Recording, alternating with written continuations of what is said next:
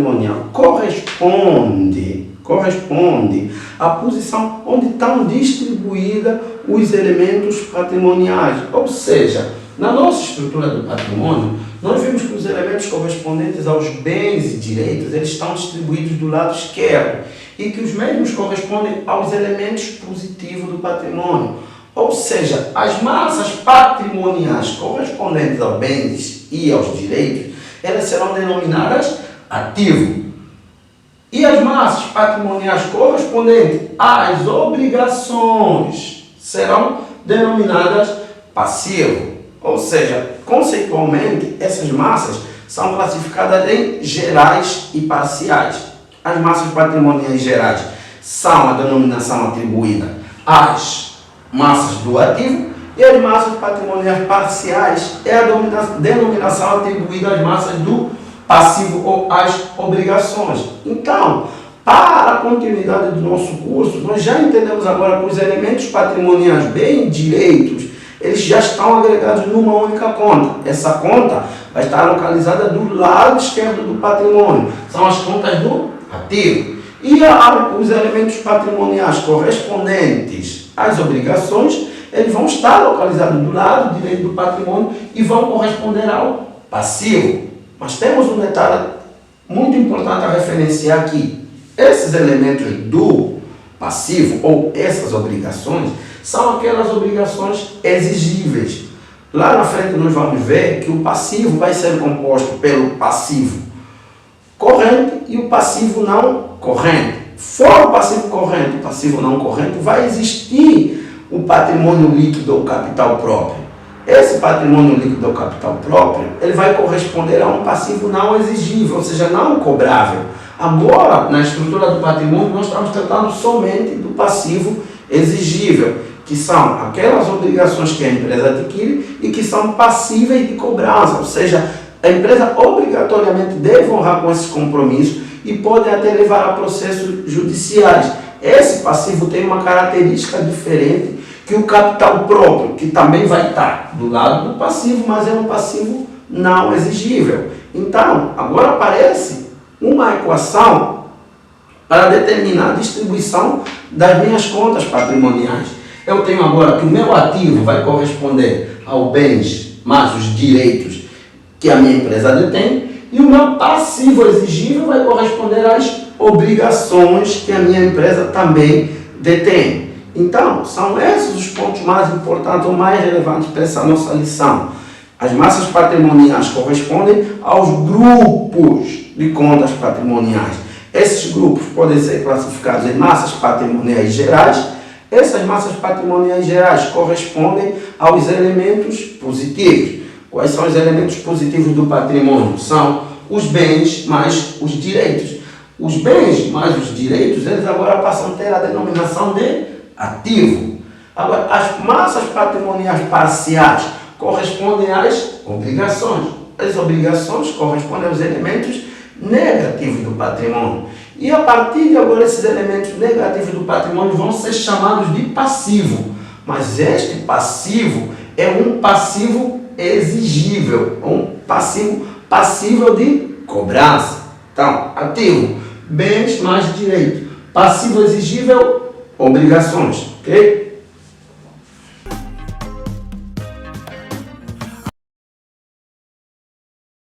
Pessoal, agora vamos analisar a equação fundamental do patrimônio.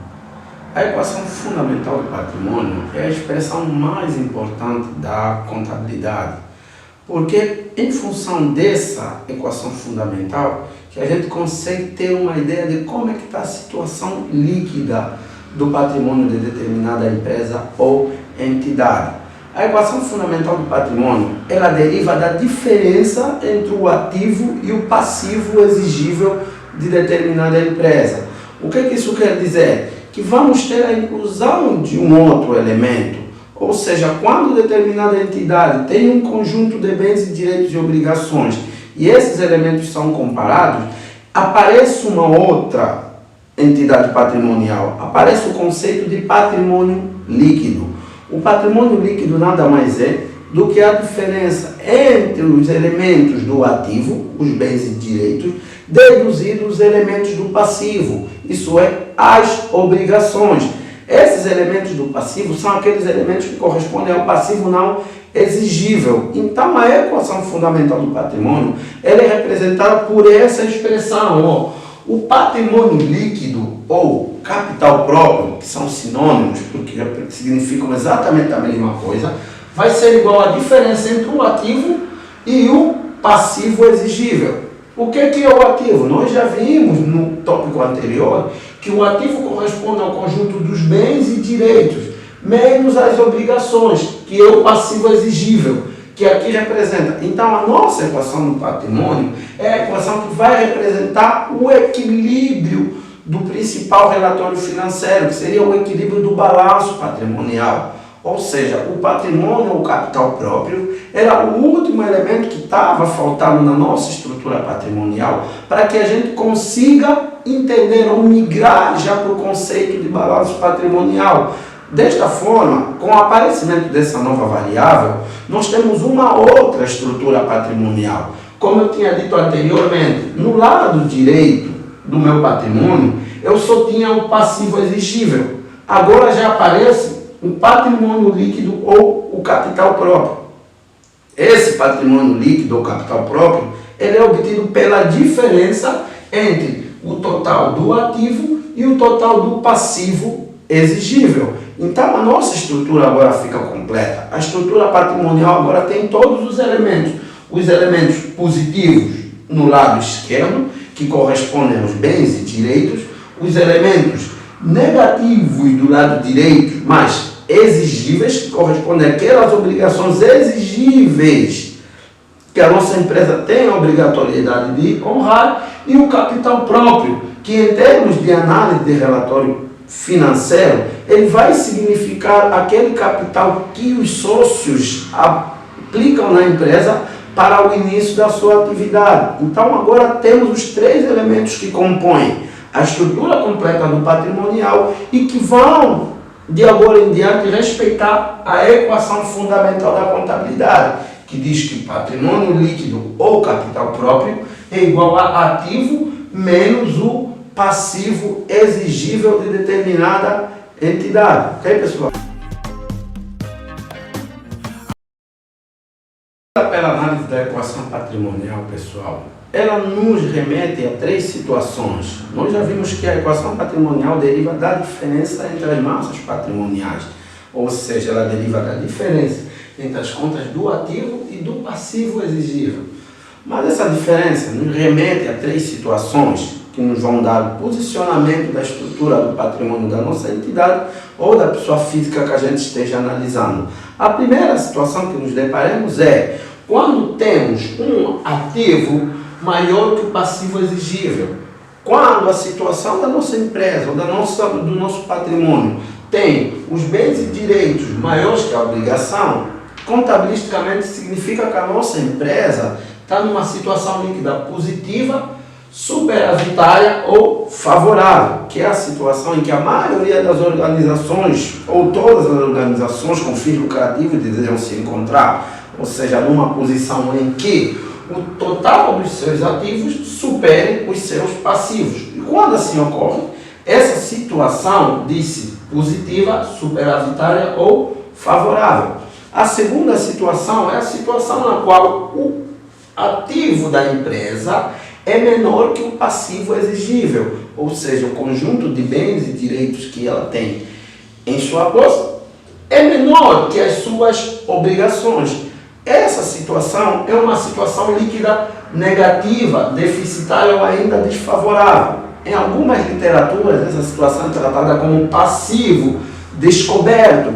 É uma situação que não se aconselha que determinada empresa passe, porque contabilisticamente, se a empresa visa em ter lucros, o normal é que o total dos seus bens e direitos sirvam para cobrir as suas obrigações com o terceiro. Então, essa segunda opção é uma opção que sinaliza uma certa debilidade da nossa organização, ok? A terceira e última situação é quando tenho um ativo igual ao passivo exigível.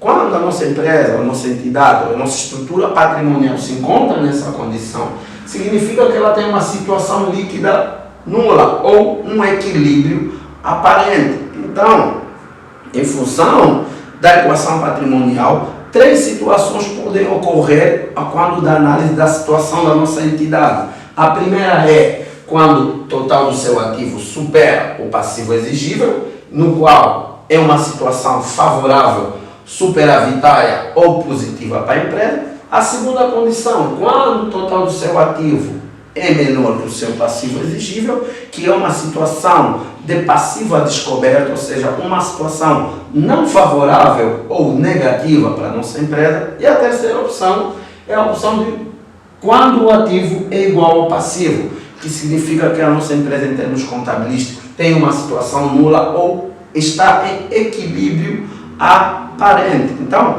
com a equação fundamental da contabilidade, nós conseguimos já ter uma ideia de como é que está a situação da nossa empresa, ok, pessoal?